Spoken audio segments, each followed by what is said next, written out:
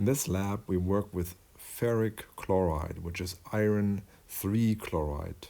If iron had the charge of +2, it would be ferrous chloride. And also notice it's called hexahydrate. So 6 water molecules are integrated in the crystal structure for every iron 3 chloride ionic compound. So that's quite a lot of water in the crystal lattice. Because the ferric chloride and the reagents we use in this lab are corrosive, we're going to use rubber gloves throughout the lab.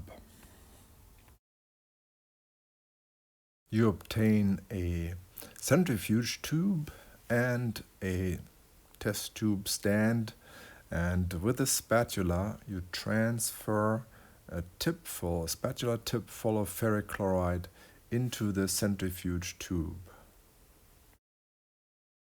Next, you add about 2 centimeters of distilled water to your solid, and now you have to mix it, and that requires shaking the test tube. And never shake the test tube up and down.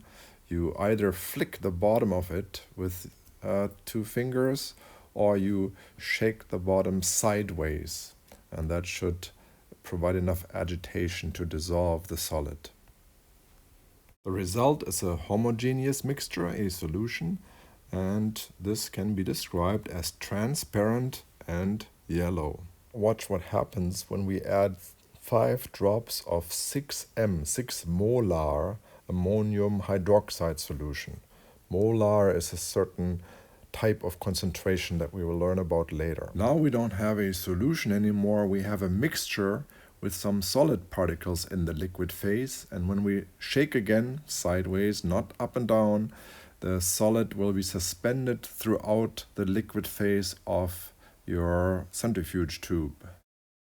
Place our mixture into the test tube rack and then fill a second centrifuge tube to the same height as the first one with distilled water.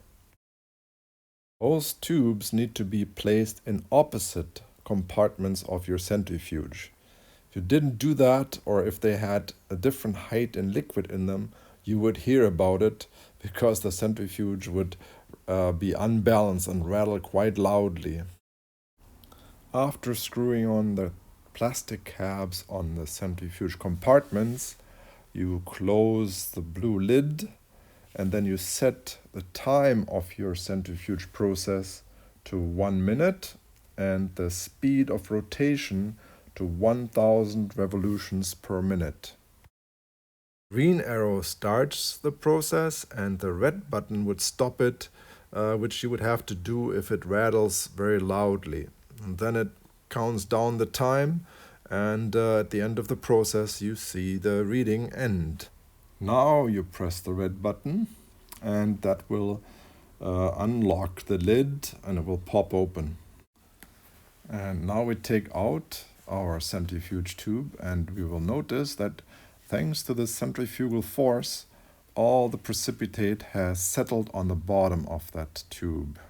The liquid above the precipitate is called the supernatant, and the fact that it is brown tells us that there's still some iron in it. And when we add another drop or 2 of ammonium hydroxide, we will notice that some more precipitate forms.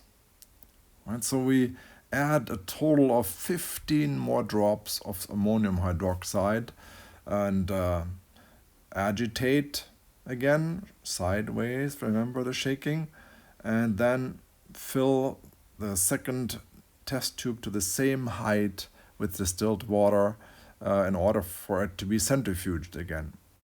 We centrifuge again, this time for 1 minute at 2000 RPM, and if we have added enough ammonium hydroxide, the supernatant should be clear and colorless as it comes out of the centrifuge.